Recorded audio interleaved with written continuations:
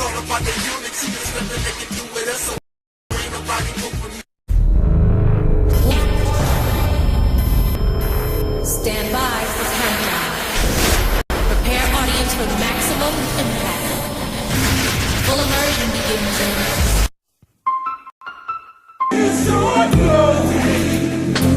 Just keep it going.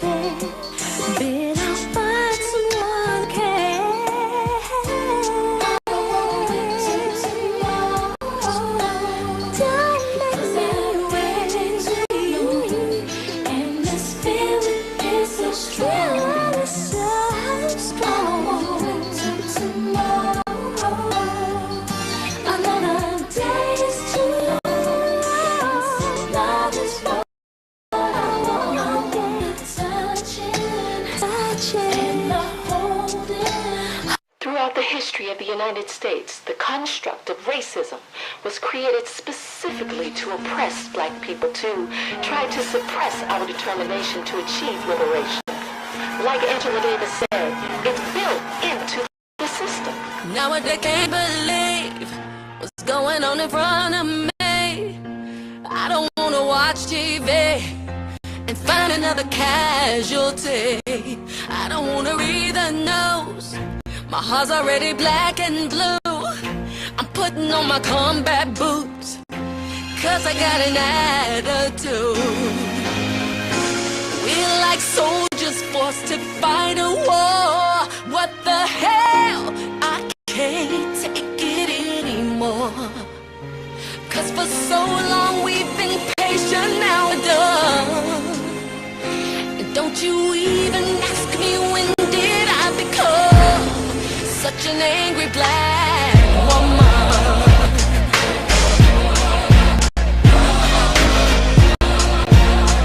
Yeah. We're just trying to get by. Tell me how long will we run, or will we hide? We're losing young ones. Hands in the air, we keep praying for a miracle, cause every day is a struggle. But as long as my brothers and my sisters are in trouble, goddamn, I'm a ABW. We can't successfully put an end to racial discrimination until we change the entire system. We've been trying to keep the peace 50 years since Martin King. Some don't like me for who I am, but I love my melanin.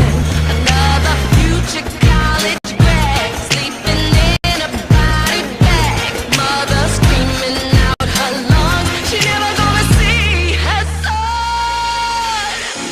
We're like soldiers forced to fight a war. What the hell? I can't take it anymore. Cause for so long we've been patient, now we're done. Just keep it going. They see something that I don't see. What can you learn from a bum, Omar? Shamsuddin? What I learn from a bum, maybe it's what not to do.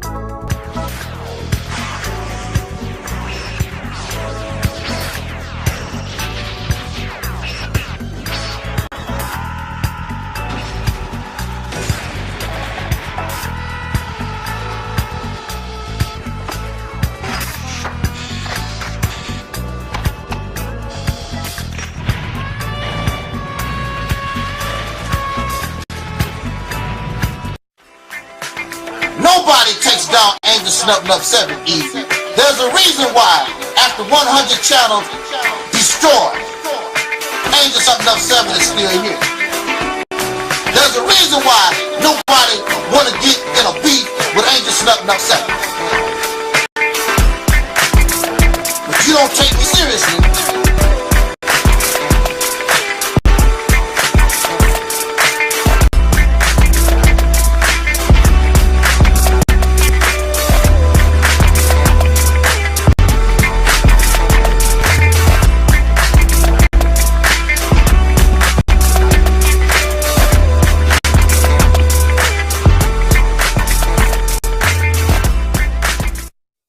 Touch this.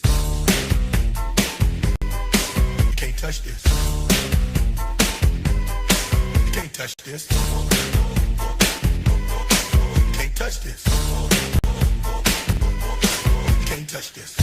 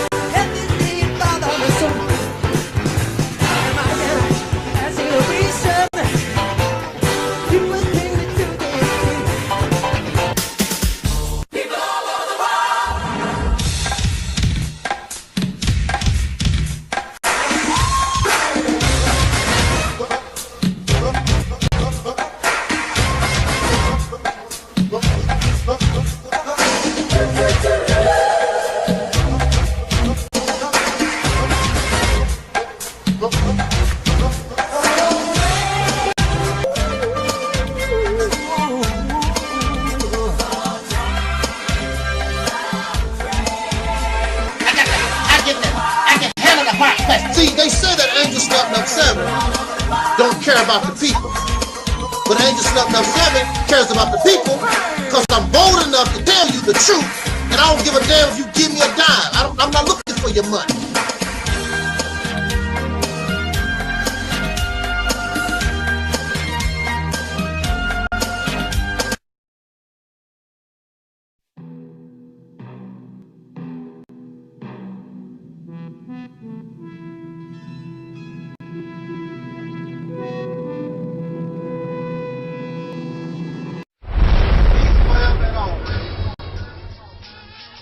Black people, it's all about the unity. There's nothing they can do with us, so ain't nobody move.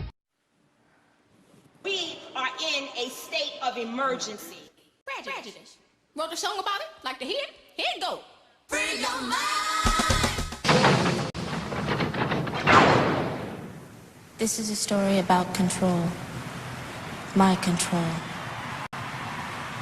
Control of what I say and control of what I do. And this time, I'm gonna do it my way. I hope you enjoy this as much as I do. Are we ready? I am. 'Cause it's all about control. And I've got lots of it.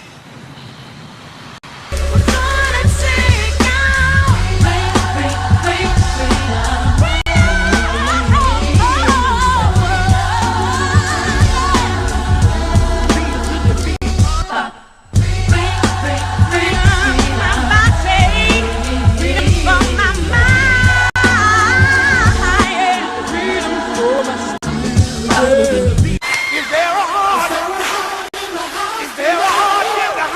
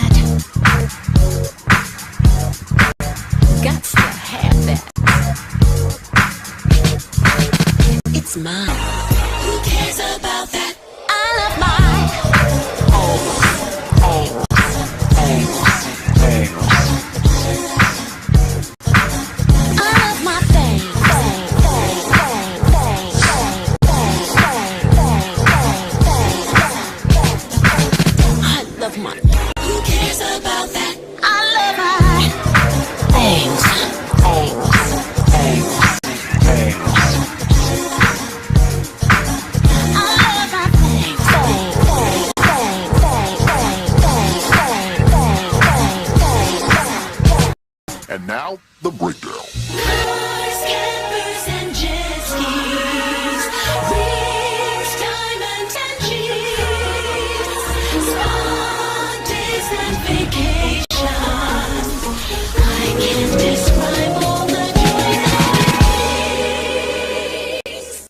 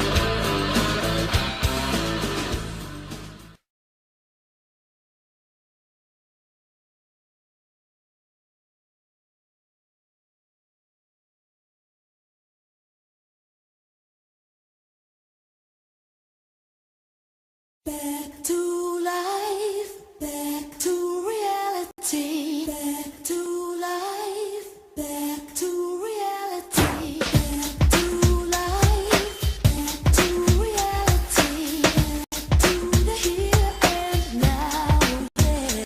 I'm not gonna help nobody get something my Negroes don't have. If I'm gonna die, I'll die now, right here fighting you. If I'm gonna die, you my enemy. My enemies are white people, not Vietcongs or Chinese or Japanese. You my opposer when I want freedom. You my opposer when I want justice. You my opposer when I want equality. You won't even stand up for me in America for my religious beliefs, and you want me to go somewhere and fight, but you won't even stand up for me here at home.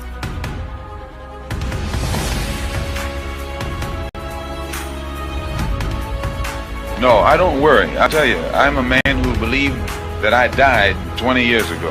And I live like a man who is dead already. I have no fear whatsoever of anybody.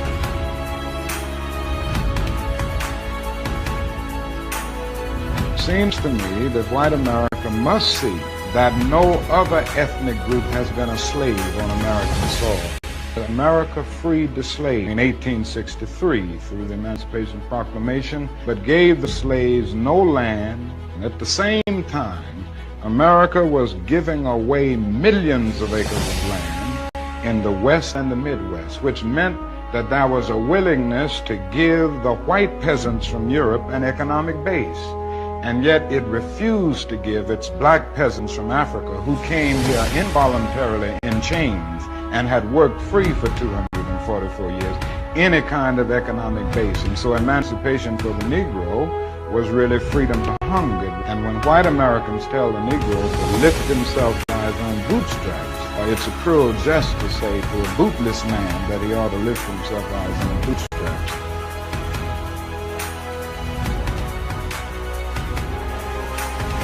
I'm saying that the Nation of Islam should evolve into what we call the Reality's temple on earth.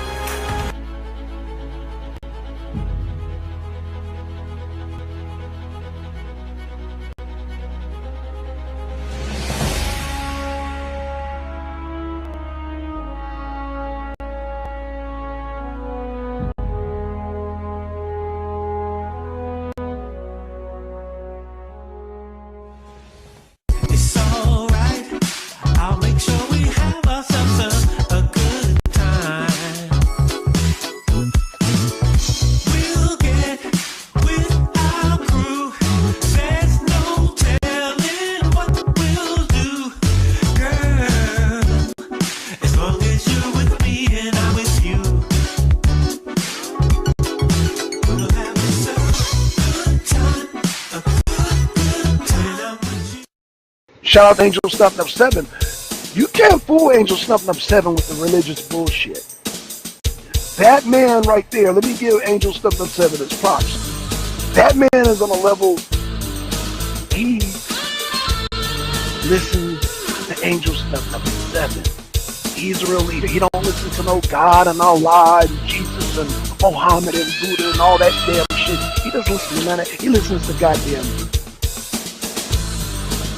Angel Stuffed Up 7 at the end of the day, because he is a natural born free thinker. Shout out to Angel Stuffed Up 7. If anybody's going to be in charge of Angel Stuffed Up 7, it's going to be Angel Stuffed Up 7. And that's why I respect that man so much. I respect him, guys. I said, man, there is a man who stands on his own. He follows no one. And I recognize leaders and I recognize followers. And that man is no followers, nobody. He makes sure Angel Stuffed Up 7 is right. And if Angel Stuffed Up 7, he's gonna make sure he's in charge. Wherever Angel Stuffed Up 7 stands, he's gonna make sure he is in charge. Make sure you record that Angel Stuffed Up 7 when you see that. Make sure you play me in the intro saying that Angel Stuffed Up 7 stands on his own ground. Make sure I get that, Angel. That's free of charge, Angel. It's like Be Your Mind, Soul Liberation Day 2024. And I'm hoping I'm able to speak there this year. Angel, you gotta let me know ahead of time and I will speak there this year, man. Sorry I didn't come last year, but I will make it a priority to make sure I clear my schedule come to Liberation Day 2024, man. Because I recognize another damn alpha. I recognize another leader. That's Angel Stuffed Up 7, man.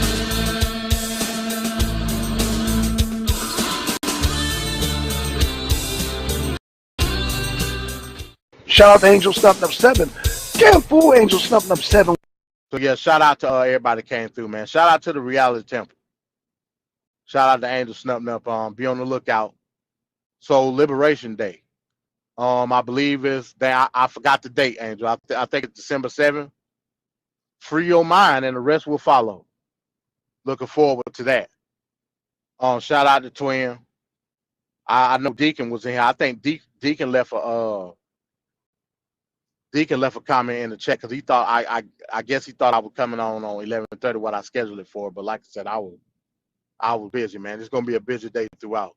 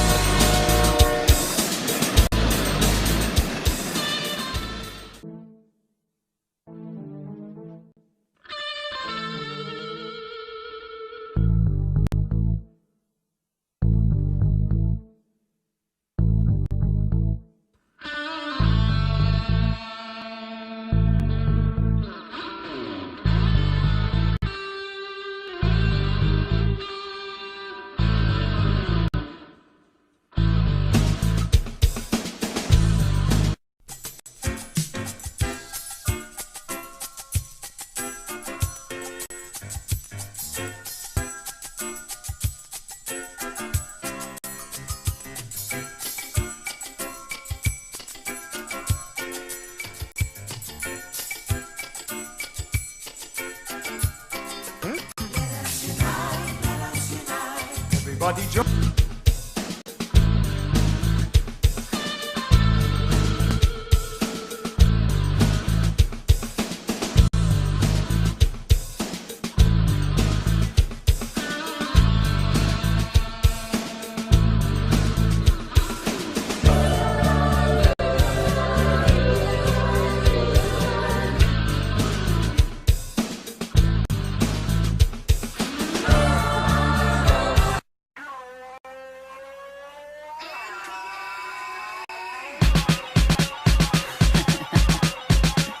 Yes. I want that. Oh, I need that. Gots to have that. It's in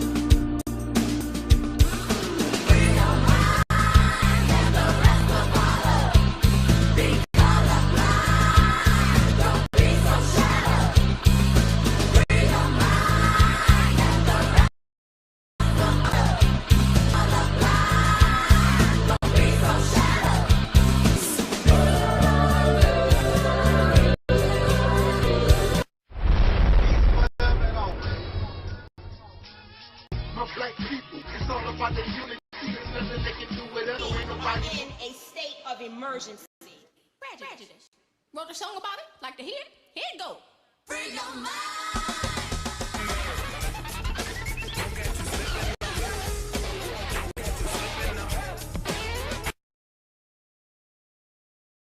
Keep it real. What did? Cause I keeps it real like that. I keep it real.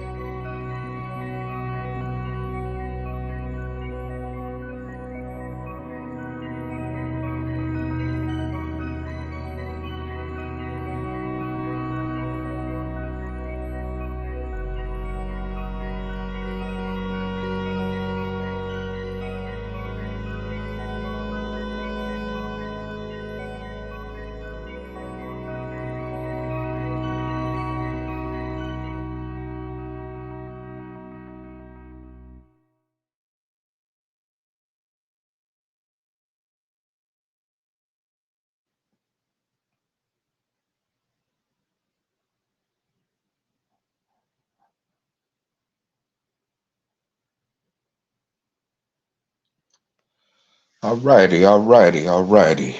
Peace to the soul, brother. Um, I just want to say tonight to everyone who will be listening.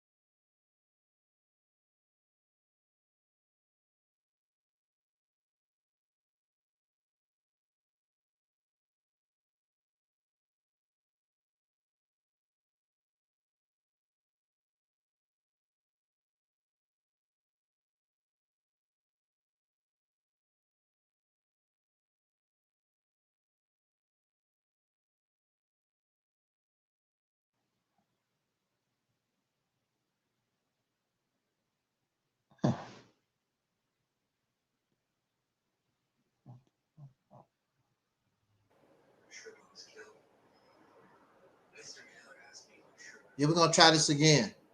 All right. All right. All right. Thanks for allowing me on the panel this evening, brother.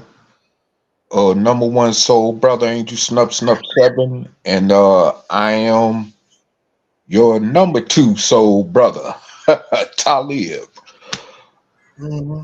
I just had some things I wanted to get off of my chest tonight, Um, First of all, I'm gonna go right on into what I got to say dealing with this topic tonight. Um,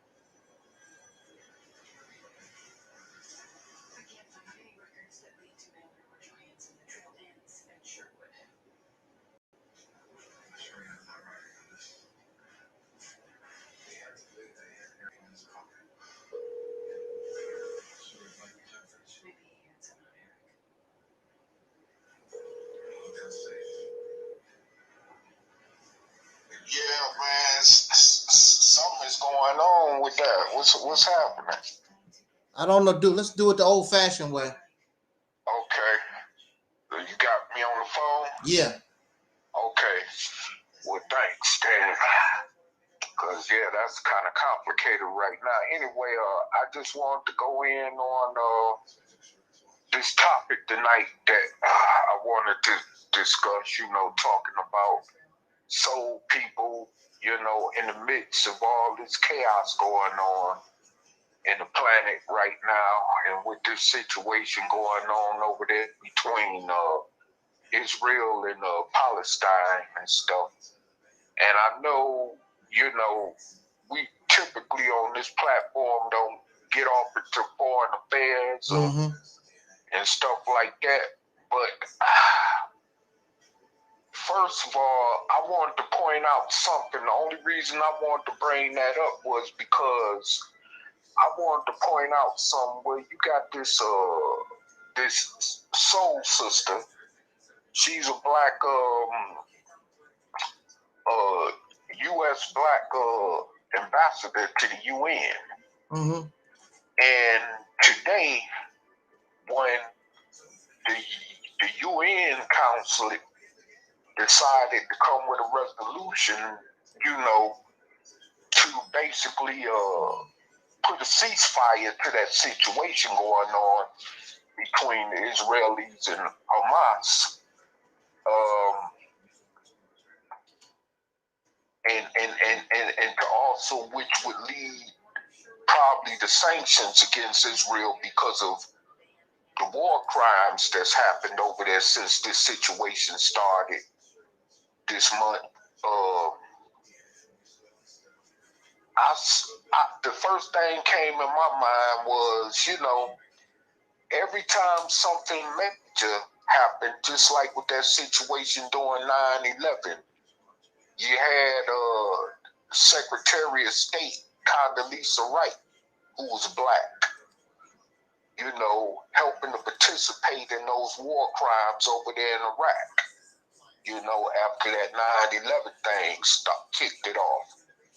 And so, you know, now they got a black woman again from the United States going along with supporting Israel in their buffoonery, you know, and the fact that they have been colonizing the people's land for decades. You see what I'm saying? And, you know, let's not forget all the atrocious killings that's happened over there to those people whose land they've colonized for the last many decades, okay? And here it is, she's a black woman from America, a descendant of a slave, actually supporting another racist known white nation like Israel, the state of Israel, you know, against another dark-skinned people. You know what I'm saying? And it appalls me that black people would allow themselves to be placed in a position like that. Now here it is, she could be used as a politician in some kind of way to negotiate in terms of us taking control of a state. You see? And then I thought about it, I said, well, damn. If she's over there if she's at the UN going against the resolutions to put sanctions on Israel for what they doing to the Palestinian people, then she wouldn't be no different if we had a state under control. Even though she black, but she wouldn't even be, you know, suitable for the job. Because she would probably undermine the mission of Operation Exodus Mississippi with that mentality that she got. It's like most black politicians in this country got when it comes to doing the bidding for, you know, massa. You know, so with that said, I wanted to say also too that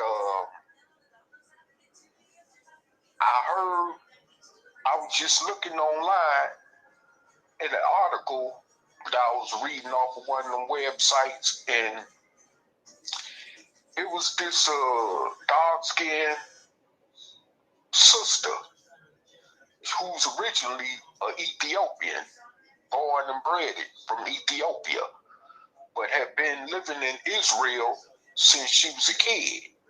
And she ended up becoming a professional model as well as her serving in the armed forces over there. And she had something to say about the Black Lives Matter movement here in America. And that's what caught my attention, because she made a comment about where's the term "I can't breathe." Don't nobody hear nobody saying they can't breathe, referring to Black Lives Matter. You know, And then she made a comment about, well, we can't breathe over here in Israel. You know? And I'm like, wait a minute. So I'm thinking about this and how she's criticizing Black Lives Matter. Well, where was her Ethiopian people at during the Black Lives Matter struggle? And I say this about most of them foreigners, them black and brown foreigners who come over here or that's around the world, that's not supporting any cause of struggle when it comes to our liberation over here in America. So who is she to even make a comment about Black Lives Matter? Was she marching out there in the streets protesting, taking risks of getting arrested or even shot by the police during the Black Lives Matter protests during 2020, during the time of COVID? Was she over here taking part in that, getting on the front lines with our people over here? So why would she make a comment like that? And see, this is the way that most black foreigners look at Black Americans. You see what I'm saying? They want us to support their cause, but they don't want to support our cause.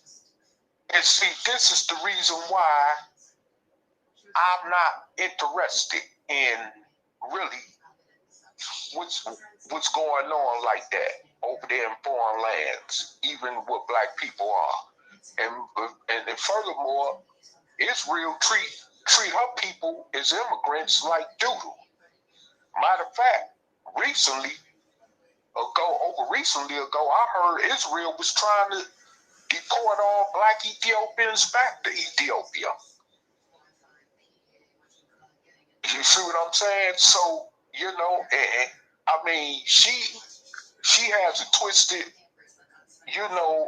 obvious twisted way of thinking by making the statements that she made in that comment article that I read when she was talking about Black Lives Matter.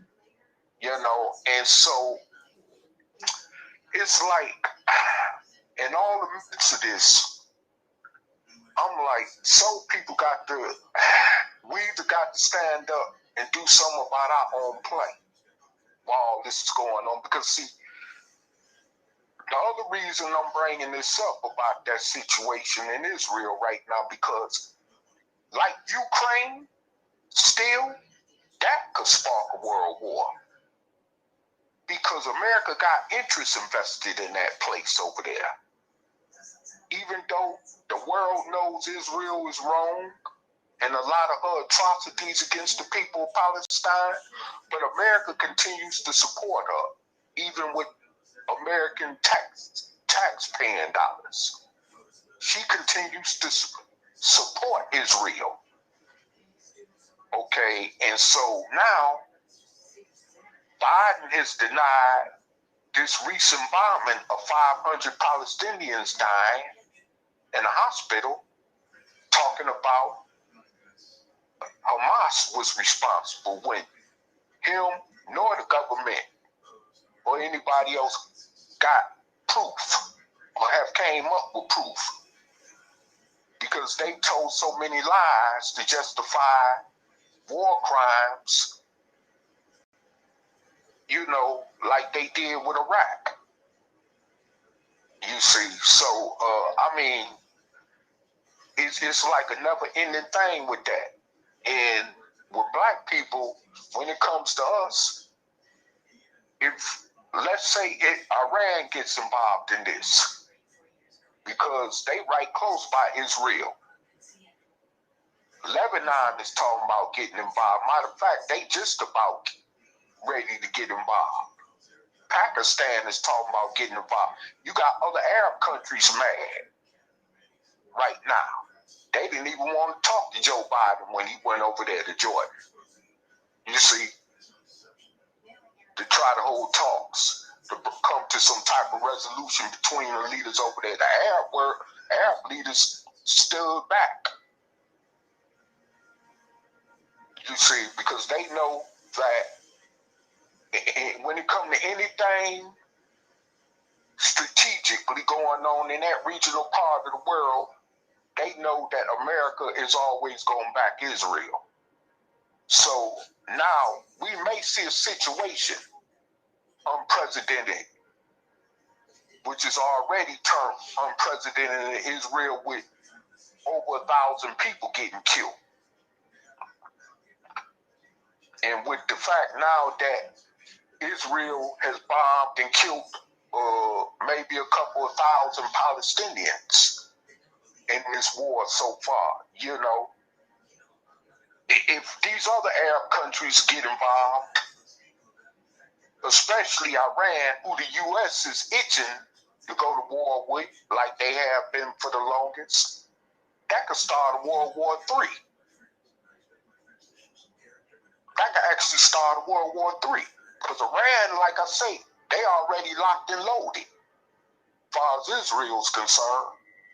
So, I mean, you know, that could actually start World War III, which will bring America right into that. And Europe and everybody else. And so now, what are we going to do as soul people? To have some type of protection against this. Like we've been trying to tell y'all for the last, over 5 years. Going into 2024, which will be 6 years. That we've been trying to tell you.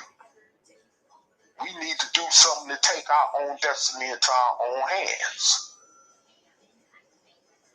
You know, we tried to do that with the Mississippi campaign project, which is still on the table. Even when I first came in, Brother Angel Snuff 7 even had the ideal of trying to get us to work with our brothers and sisters over in Liberia, West Africa. That even fell on deaf ears. You know? So, I mean, to try to carve out a situation for us as a people over here to protect us from all this going on. Because I know, you know, like I've said before on this platform, basically, if it ever come a point in time where America starts weakening, where her military ends up weakening, where foreigners could come in or use domesticated people that are already here to do their bidding, it'll basically be over with for us. It will be over with for us as dark-skinned soul people in this country because we have no protection. Even the little civil rights we have, that's not being utilized as our protection. That's why they can keep killing us like they do in the streets. You know, incarcerating us for all kind of crazy stuff. You know, every time they see the N-word, just do whatever they feel like they want to do, you know? And ain't nobody saying nothing. Now, at least them people over there in Palestine got the world outraged and going crazy and even ready to go to war for them. Because you, like I said, you got some Arab countries, like Egypt.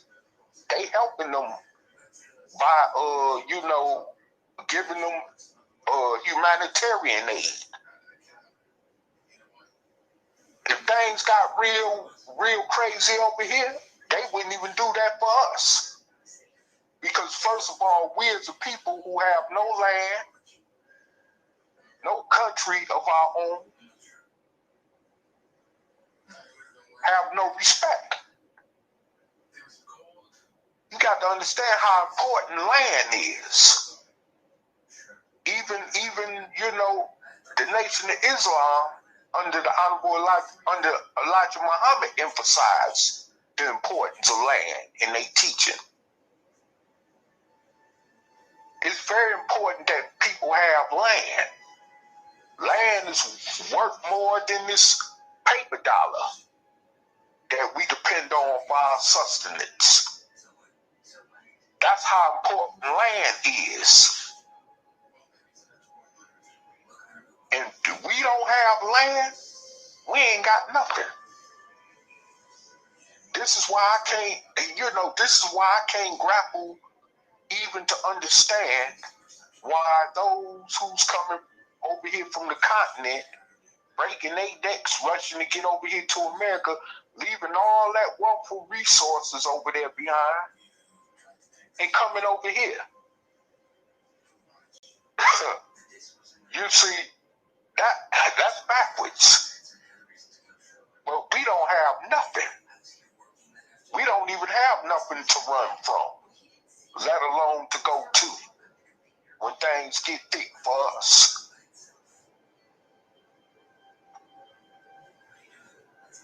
They get deported or go back to their country. When they get tired of whatever's going on here in America, they got a place to go to. We ain't got nowhere to go like that. You see, so it's like, what do you do in all this mist or confusion? We got to come together and stop all this bull crap on social media that we be doing, as far as talking down on each other,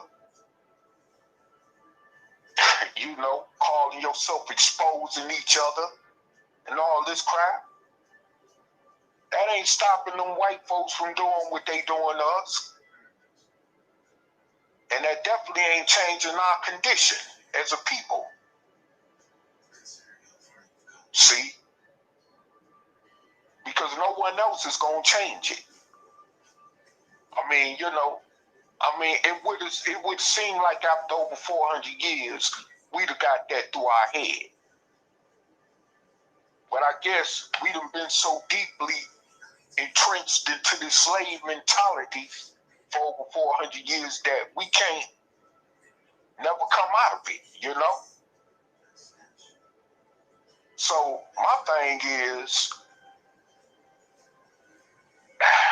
like somebody said, it ain't got to take 40+ million of us all together. All it got to take is a few, just maybe a couple 100,000. Just like they did when the civil rights movement was going on, and get some things done. That's all it takes for us to control the state like Mississippi. And then once we establish that, then everything else will fall in place. Because people will start seeing that we're serious. And this is why we keep pushing this ideal, because it's so important. And then because you're talking about land being involved. See, once you got land, you ain't got to depend on nobody else. You can feed yourself. You could create your own jobs, your own government, your own constitution, like these Moors be talking about the Constitution and all that. Well, there it is. Grab a hold of some of this good old earth and take control of a state. And let's start making things happen.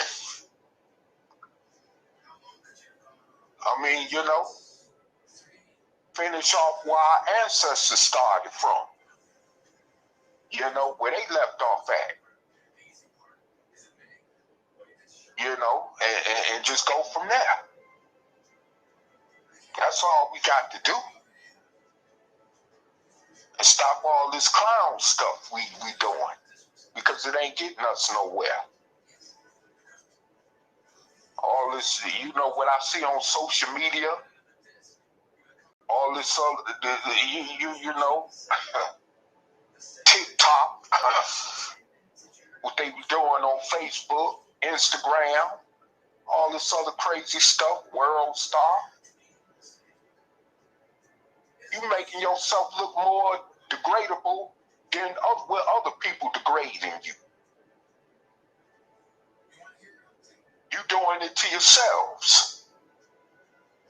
And this is the reason why no one in the world respects us.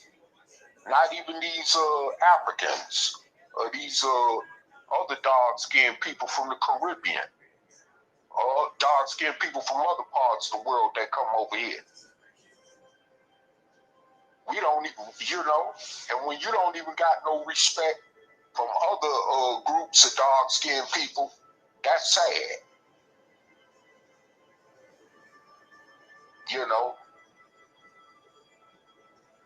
although they got their own issues because they ain't no better than us in the positions that they're in, but because we've been up under the trench, in the trenches here in America, and up under this Caucasian in America for so long,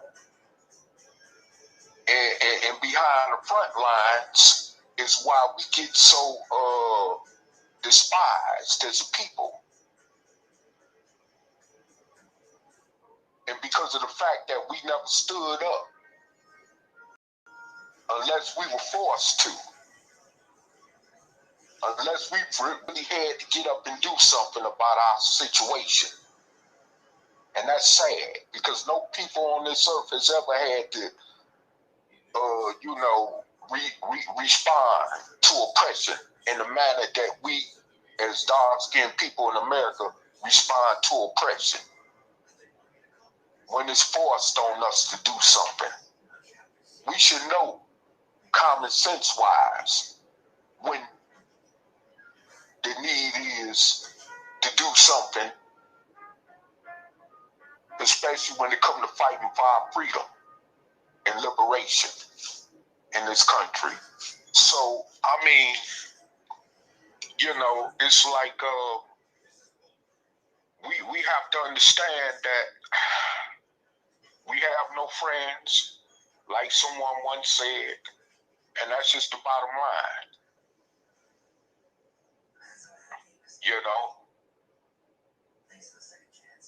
Matter of fact, we shouldn't even really be concerning ourselves with what's going on over there in Palestine. Because first of all, I'm going to be straight up with you. Them Arabs, if they from Palestine, Yemen, Saudi Arabia, you know what I'm saying? Iraq, even, Iran, Lebanon, when they all come over here,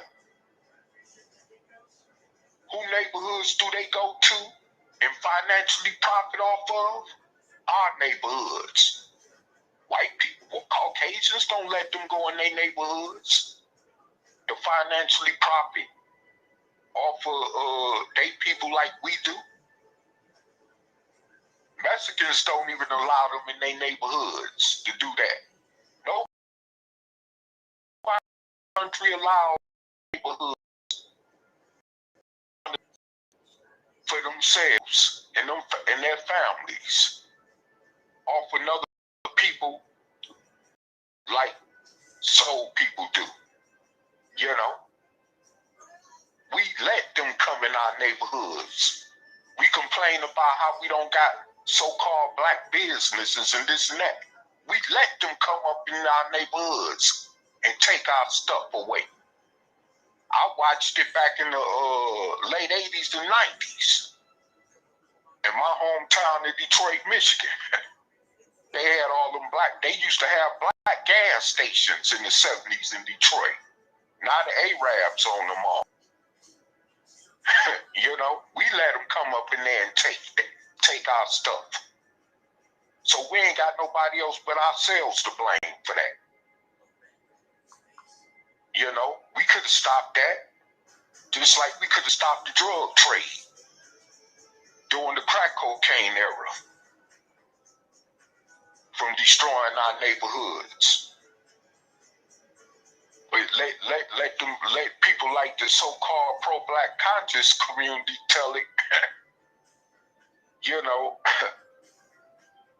they came in and just forced them drugs on us. No, they did not. We had a choice to push back against that, but we didn't. So basically 99% of the stuff, like I always say, that happens to us as black people in this country, we allow it to happen. You know, just like how we work against each other and other different facets of society. You know, we talk about each other around other people, degrade each other. And then you got these people like Jay-Z saying that the nigga word is a culture and ain't nothing wrong with using that word. Like, really? You know? So, I mean, it's like, you know, whatever's happening to us, like I said, is because we bringing it on ourselves. It's just that simple. We don't have nobody standing over us with a gun or with a whoop telling us what to do. We're not in physical chains, but we can't do nothing about our situation. We have choices today.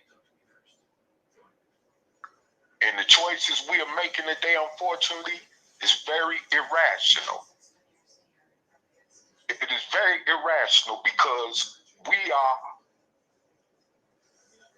doing negative stuff to ourselves and each other.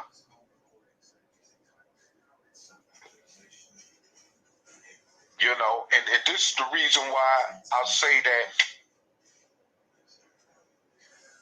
as long as we continue on working against each other, that's going to give people the justification outside our group to feel like they could do or say anything to us.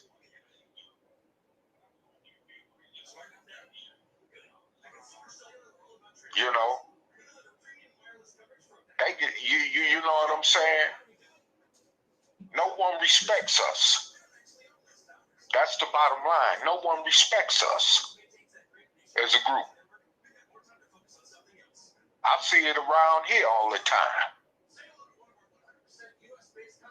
And it ain't even that many of us here where I'm at. And I see it around here all the time. How we talk against each other in front of white people, call each other niggas in front of white people. In front of these Native Americans, in front of these Mexicans and other folks out here. And they look at us and they feel like they could just blatantly use the word too. Freely, you know?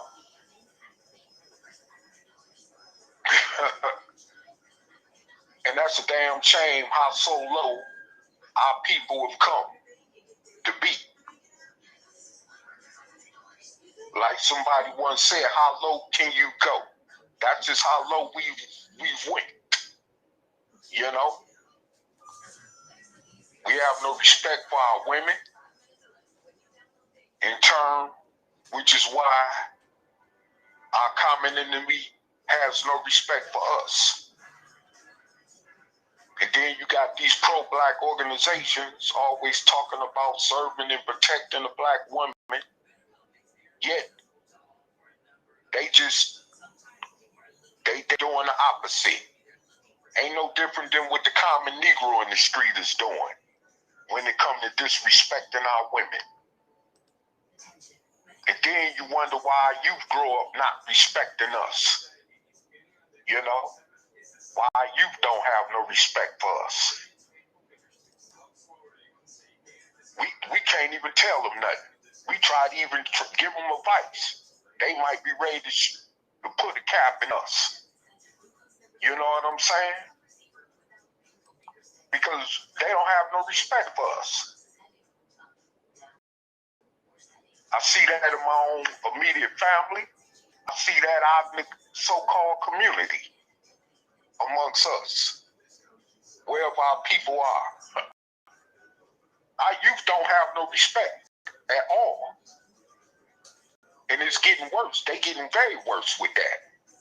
They getting to the point where they even fight against the elderly physically. They have no respect for us. Talk to us any kind of way because we gave them no reason to respect us or why they should respect us. You know? So, I mean, it's like, man, when I sit up and I look at this type of stuff, you know, and I say to myself, man, sometimes is it even worth me even existing? Sometimes I'll be glad when I die off. I literally do. I'll be glad when I die off. Because I can't keep stomaching seeing this crap going on with us. And I know we all got a date coming when it comes to us returning back to the essence, you know. Although we ain't got to return back no sooner than we can. Hey, I'm just being straight up. Whenever my time comes, I'll be glad when it do. Because I'm not seeing this. This is hell. This is actually hell, man. You know, like a rap group from back in the 90s once said, hell on earth. Yes, this is hell on earth. You ain't got to die to go see hell. You living in hell. No?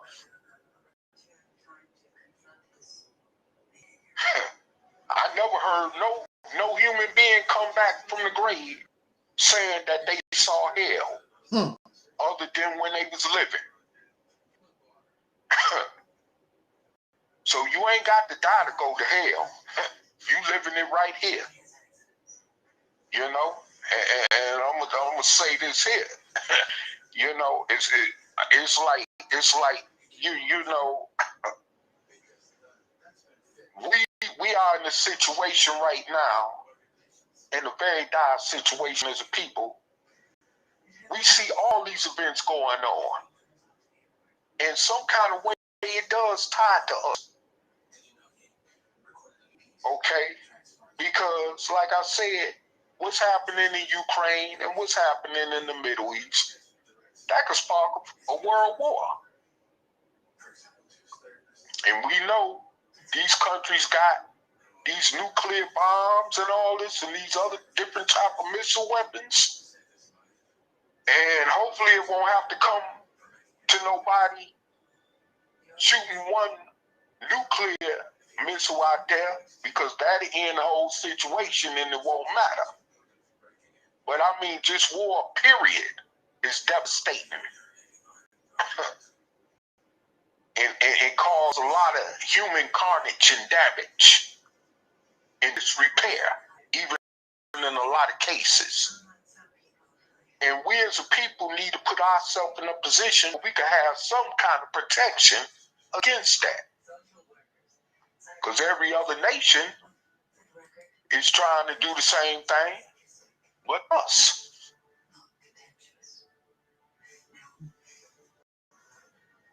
You know? And it's like, man, we don't have nothing.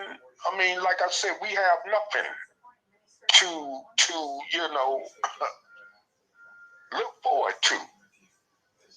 I mean, listen, I'm going to say this.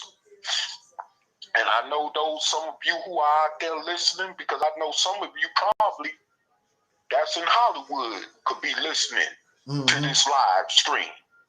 Some of those of you that's in the entertainment rap industry, the sports industry, could be listening to this live. Even some of you that are heavily involved in politics, even in law enforcement. Hell, those of you that might be doctors and lawyers. You know, and listen, let me tell you something.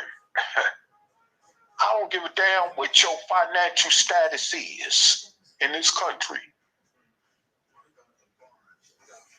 Because if something go wrong in America, as far as war, financial, economic collapse, whatever fortune you think you got,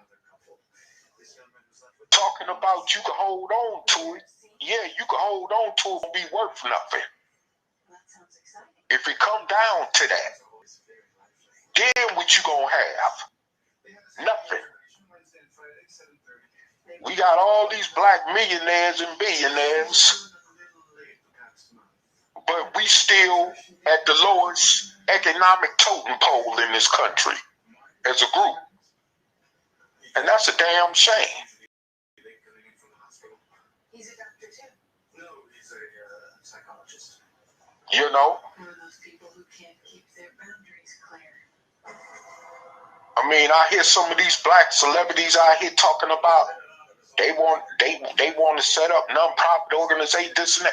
That's little tiddly bit stuff. If we could get some land and control as a state, we could do much more better than that to help our people.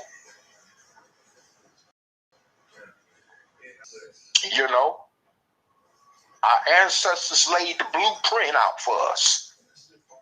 All we got to do is take it and carry on with it in the way that they intended for it to be carried out. Our ancestors tried this. This is nothing new. The only reason they didn't leave because they was being terrorized by them racists in the South and got ran to the North. That's what actually, you know, short stopped that. But you, at that time, you had us advancing politically, economically, to the point where them racists got actually jealous of us. Mm-hmm.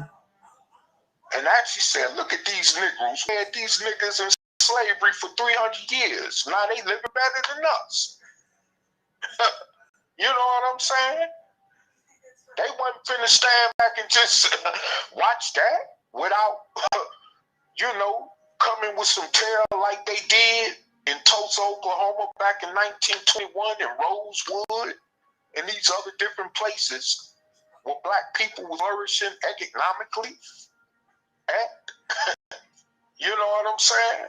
So I mean, it's like, man, you know, but we got a better choice today than our ancestors had. We're in a better position than them. Some of us have more financial clout than they did, to where we could put some things together to successfully continue with from where they left off at. When we came out with this idea over 5 years ago about the Operation Exodus Mississippi plan, people kept calling this a pipe dream, saying this won't work. And we kept telling them, we ain't the first ones that came up with this idea. Our ancestors had already started this blueprint. But we're in a better position to carry it out. And that's what we continuously fail to understand. You know, so, I mean, it's like, man, you know, in this time, we could prevent certain situations like what happened in Tulsa by forming our own, you know, paramilitaries and stuff and you know, covering up spots, you know, where we won't make the same mistakes that they made along the way. You know, hell, we didn't even learn from our ancestors from the civil rights movement.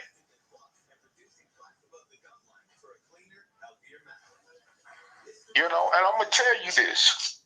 We didn't even take advantage of the opportunities of integration. Although it just made things more worse. But there's opportunities of integration that we could have took advantage of even more to solidify our place in this nation as a group of people. But we didn't. Like somebody say, we just simply dropped the ball. No, so like I said,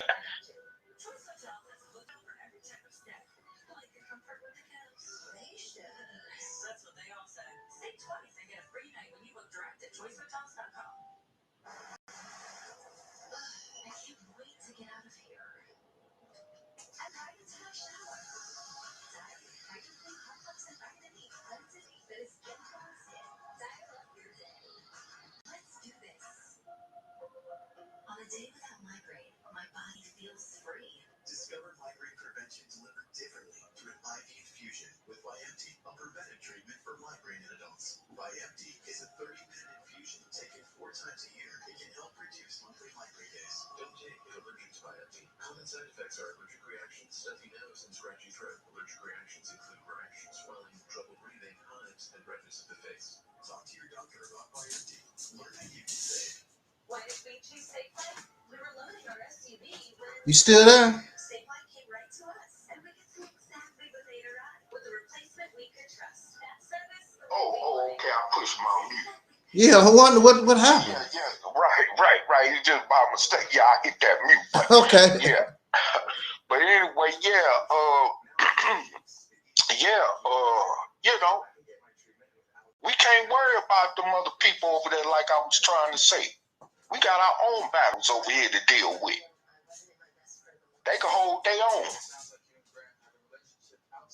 You know, as a matter of fact, speaking of that, all these other foreigners running from them countries, especially over there in from over there in the continent, they should be able to hold their own nuts, like someone told me over the phone today. You know.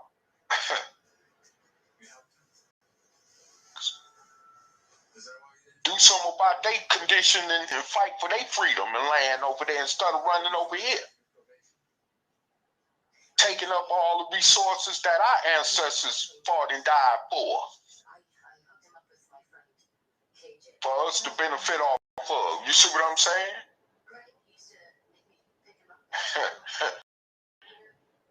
As of that matter, you know, like this guy, you know, we usually don't discuss him on this platform, but, you know, he even was right by saying why they come over here and talk about what we should be doing and what we ain't doing as Black Americans. The question we need to finally confront them with on a massive level is, why the hell did they bring their ass over here to America? Since Africa is supposed to be so much of a luxury paradise, then why the hell did they come over here? You see what I'm saying? We need to stop letting people just tell us anything or confronting us like that Ethiopian was talking about the Black Lives Matter movement. You know what I'm saying? We need to put them in their place. It's like we need to put these races in their place. We need to put them in their place too.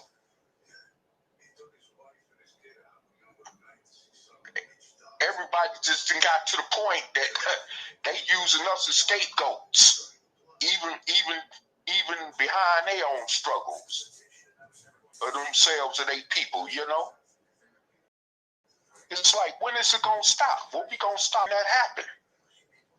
It's being steamrolled. like a doormat, you know? When is we gonna just stop letting that happen? When it come to everybody else. Of course, we gonna fight to the death when it come to each other. We gonna go all out to somebody or something, you know? We have no fear whatsoever for each other. Even the biggest coward among us will be quick to kill one of us before they kill somebody else, you know? And I mean, that's real. That is real. You know, so I mean, it's like, man, when is we gonna stop being punctified, cowards, and sissies? Mm-hmm. You know what I'm saying?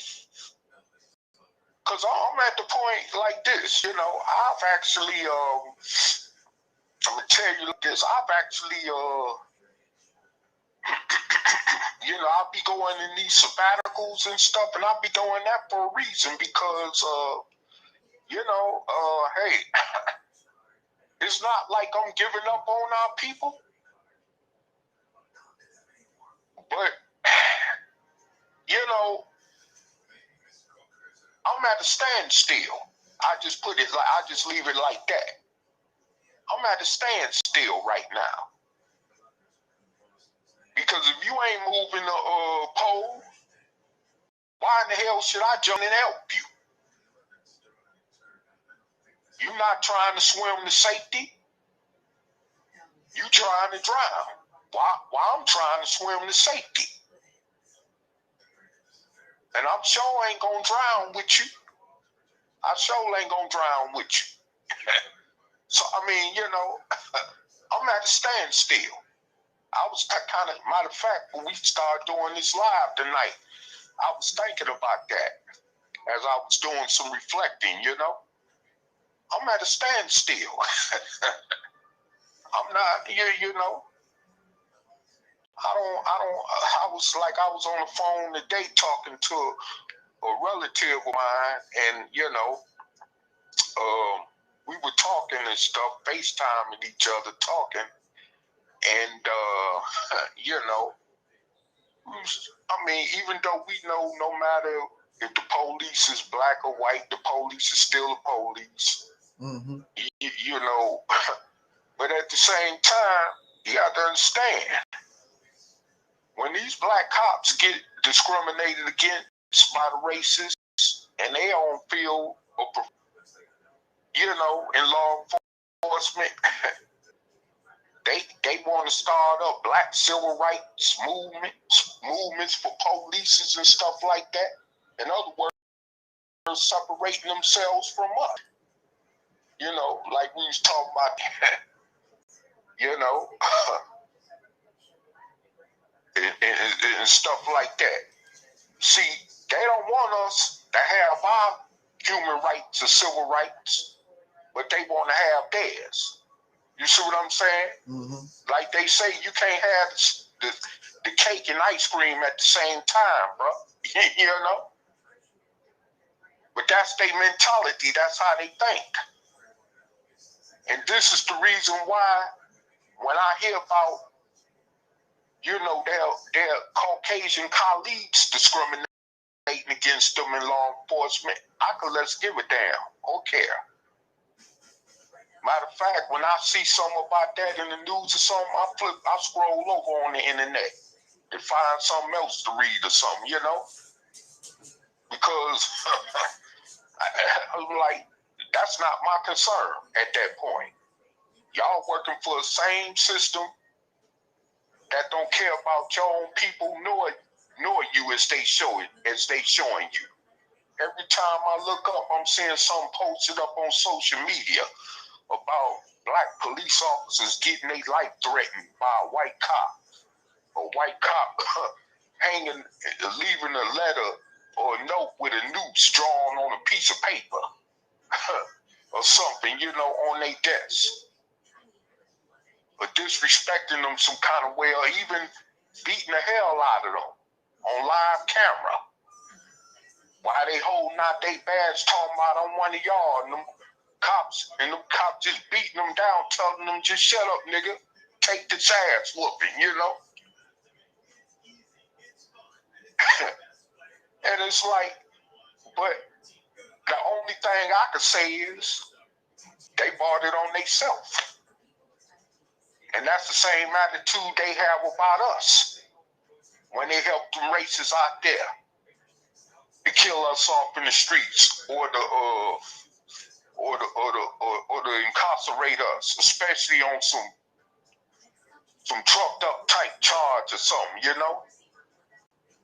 Just like with them black Memphis cops that killed in Memphis a while back and got on and was recorded on audio bragging about it. Actually bragging about how they killed this man who was on his way home to mama, just minding his business, you know?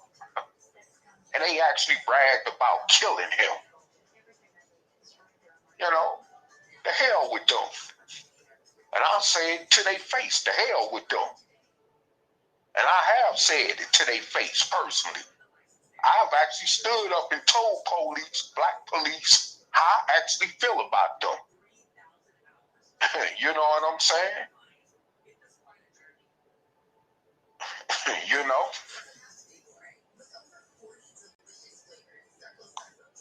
Shoot. I don't care about nobody that work against their own people like that. Even the racists don't respect them. You know? Even the racists don't respect them. As a matter of fact, I'm gonna tell you this: when this integration thing came up back in this, when they start integrating these certain type of like law enforcement, government, and all this other kind of stuff, and stuff talking about the blacks who was trying to break barriers and all that back in, even they turned corrupt. I know a Negro here in town where I live at, and he was actually police back in the 60s. And here in this town, it was a certain part of this town where some white folks wanted to actually kill him because they didn't want him patrolling in their area. And these was in his own words. They actually wanted to kill him. They even assigned him the task duty of guarding Dr. Martin Luther King Jr. when he came through this part of the country back in the 60s, because he was a black cop, because the other white cops didn't want to guard him. You know what I'm saying? So, I mean, it's like, you know, it's like, man, you know,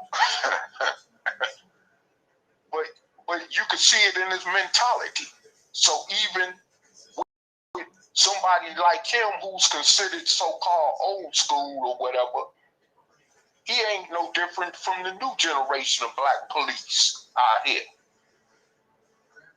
And even though they're worse, because they got that mentality, they join the police force,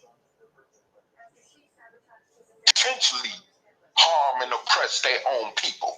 Some of them have even admitted it, I'm sure, as to why they became police officers in the first place. You know what I'm saying? So, I mean, we still haven't, as a so-called community, we still haven't really addressed that. You know? We really haven't addressed that. And these so-called black sheriffs, correction officers, they ain't no different. They're no different. They don't serve no purpose working in that racist system called law enforcement or the judicial system in this country, or the penal system. You know, they don't serve no purpose. Matter of fact, they're worse than their Caucasian colleagues. I come from a city full of them. I've witnessed the corruption. You know what I'm saying? So I mean, you know, like I said, you know, it's like man, anywhere you go in these United States, and you see somebody black in law enforcement, you better be worried about more than you, as much as you be worried about them racist Caucasian ones. Straight up.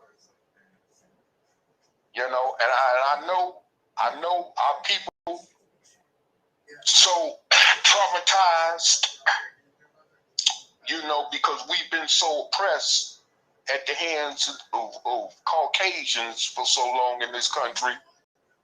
And all we do is think of the Caucasian when it comes to law enforcement and the judicial system and the penal system. But we got to look at the fact that they got them blacks that's helping to do their bidding. We got to understand that those are our enemies too. Even they got the same skin color that we got. But they are no brothers or sisters of ours. Because they all work together under the color code called blue. You see what I'm saying? So they got that same mentality entrenched in them. You know, and that's just a fact.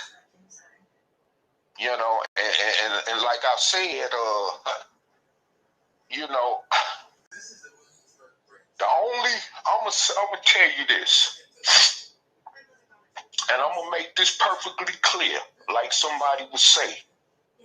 The only good cop, black or white, the only good cop is a dead one. I'm gonna repeat that again. The only good cop is a dead one.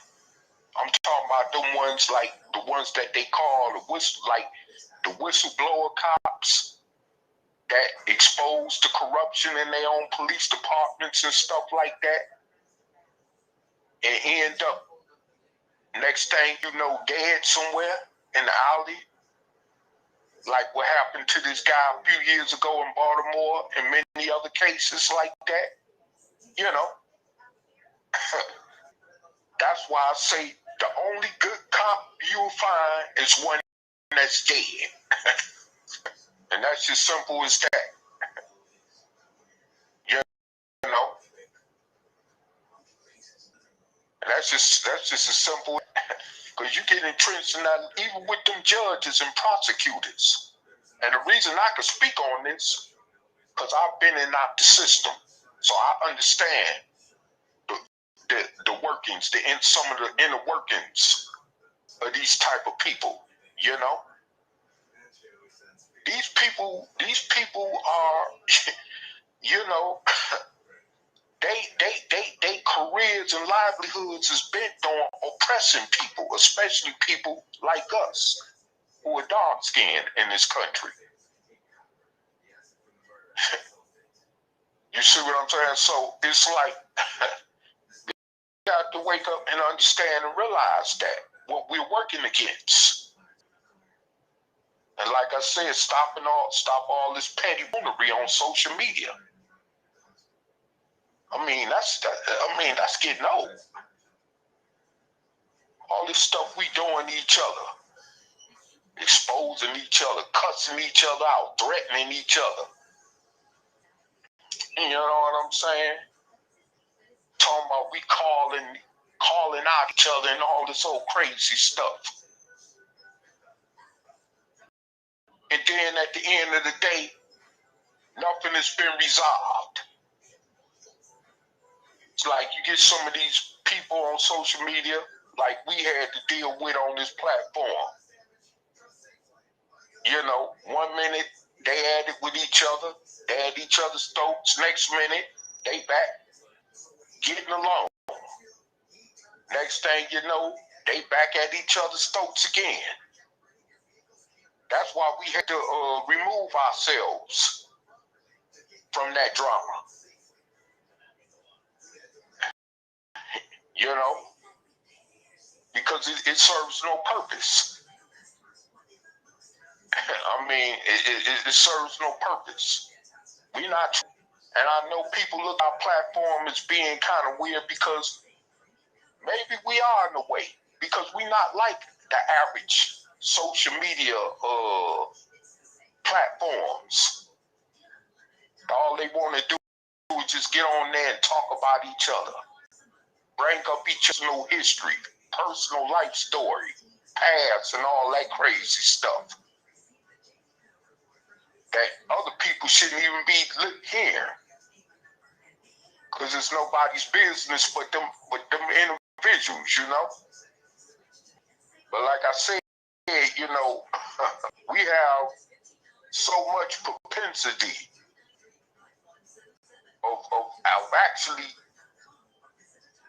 just fighting each other over nothing, threatening each other, and actually in some cases carrying out them threats over social media beefs, you know.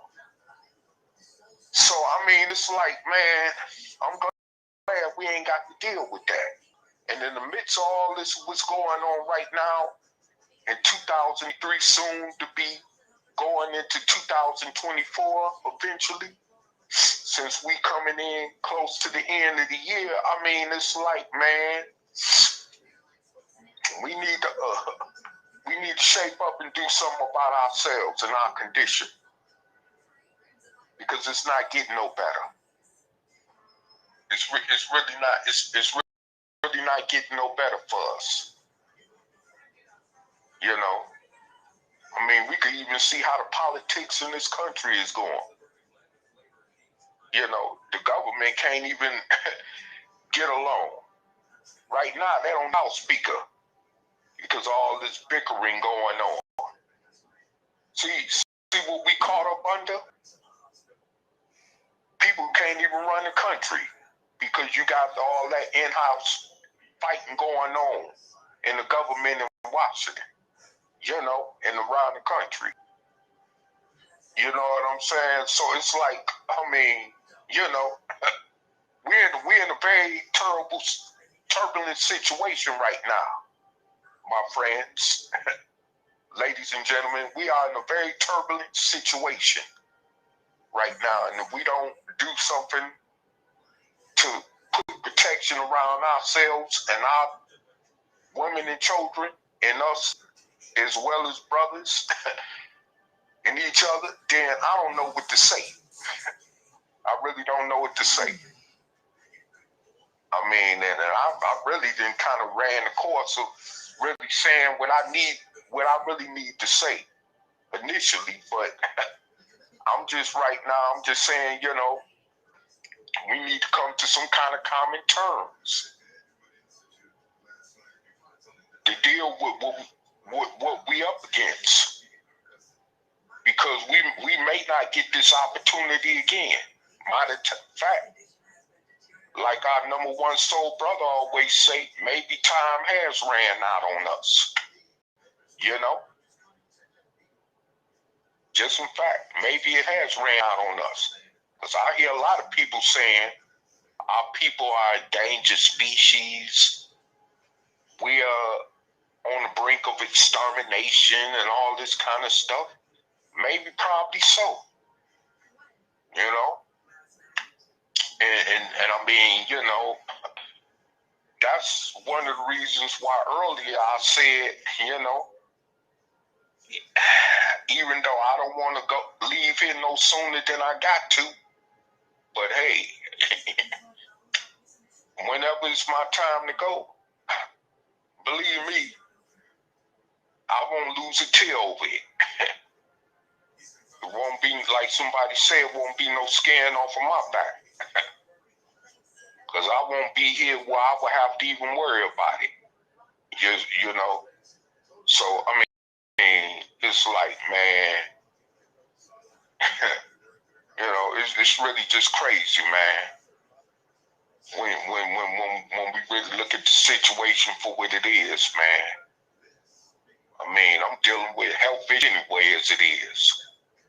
You know, I got, you know, and it's like, man, I'm getting older. You know, I know 55 ain't that old, of course, old, but I'm getting older. As a matter of fact, I'm at the age now in some cases where I'm being considered as a senior citizen according to getting certain benefits, you know what I'm saying? So, I mean, you know, 10 years from now, if I make it that long, I'll be 65. And ain't no telling how worse things might be with my health or what the situation might be. Who knows, you know? I mean, yeah, we could try to take care of our bodies and all this and do these, you know, and for those of us that like to get into, you know, this thing about with this health kick thing, you know, we so engulfed in that, trying to be vegans and trying to eat the right type of foods and this and that. Ain't nothing wrong. I'm not saying anything is wrong with that, but I mean, man, if it's your time, it's your time, you know? And that's just the bottom line to that. I don't care if you even eat one meal a day. And I don't know nobody in the Nation of Islam that lived to even be 100 years old, including Elijah Muhammad himself. No. I don't know no, you know what I'm saying? So, I mean, it's like, man, I mean, you know, and hell, and Farrakhan looking like he really on his way out very soon. You even got his followers like Ben X on social media already talking about this, you know? They know it's just a matter of time for him, you know? So, I mean, man, hey, we all got our calling date coming, you know? But I just want to do much as I can to possibly leave some kind of impact on this earth that people could take and use to make a better situation out of what life is right now. Not only for us as a group, but as far as for humanitarian for everybody in the world, you know, if that's possible. You know what I'm saying? Because I mean, I think everybody is here for a purpose, so they should leave here dying with a real purpose while they on their way out of here. We on our way out of here, you know what I'm saying? So, I mean, like I said, you know, it is what it is. We got to just learn how to deal with that and accept that reality. Because we're not gonna be here forever. You know? Like I said, I don't care how healthy you try to eat, how much exercise ever you try to do. I know people who don't do exercises at all live longer than people that do these different type of exercises or even yoga exercises or these other different type of exercise people try to do to keep themselves physically fit and healthy and all that. Next thing you know, somebody be like, damn, John just died or Daryl just died yesterday. What? This man was physically fit. He always kept shape. Tried to eat healthy foods and all this kind of stuff. Now he gone. Just like a relative I had. Last year she passed away. She was the same age as me. You know, she had even though she had diabetes like me, but she always kept, you know, control of her diabetes. She always stayed on top of things health-wise. She even advised me a lot to do it. Next thing I know, I get a call from another relative talking about she got. Yeah, I almost couldn't even believe it. Yeah, you know, I'm like, huh? Just like that, you know. So I mean, this thing called death ain't nothing to play with. It could creep up on you anytime, and you know, and you won't see it coming. It's just there, right in your face. You won't even be able to understand how it happened or how it came so quick like that. But hey, it is what it is. We all got a date, and we got to just, you know, accept that. Now I don't know where we going. At least I don't know where I'm going once that happens. But I do know one thing: I want to leave some type of kind of imprint on life here on Earth. So people won't say, well, I just live aimlessly without a purpose. I don't want to be remembered like that. Although I've done some stuff in my life that would, you know, create a narrative like that, you know, but I'm no longer living that type of lifestyle. You know what I'm saying? So, you know, I just want to say that my purpose is just to leave an imprint on life. And that one imprint is that I want to see us as a free people. I want to see us be a free people. You know, and that's just the bottom line. You know, and I mean, hey, with that said, thanks once again for allowing me tonight on this live podcast and to speak out on some things that I felt like I need to get off my chest once again,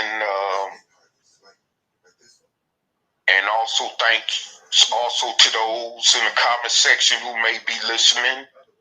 And I would like to thank those of you like Mellow Cat, Twin Pyramid, the Deacons of Reality, you know, Sister Ann,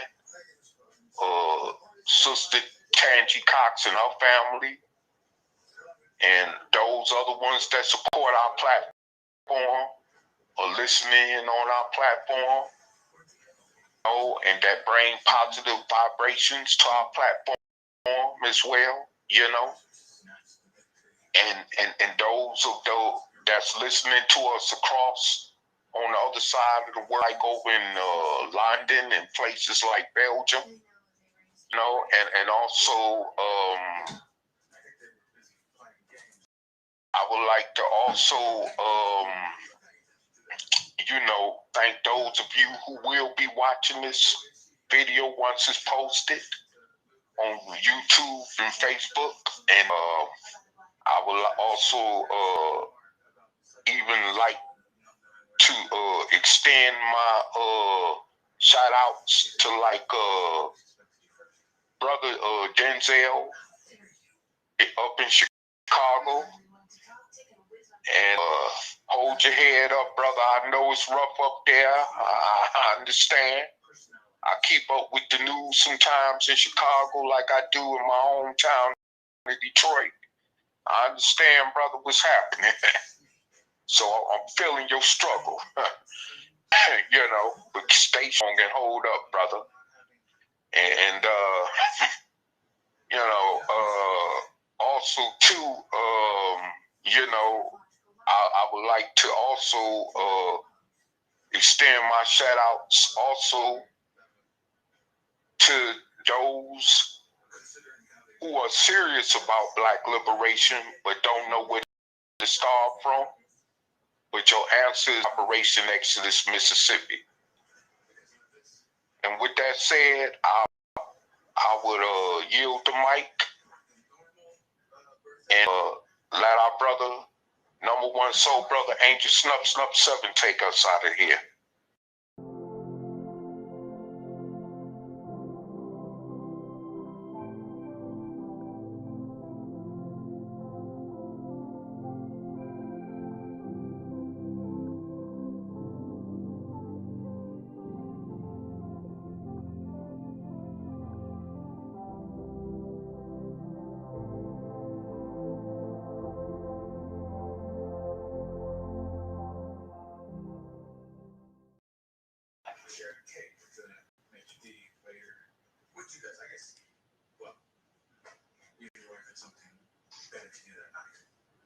Camilla was always an independent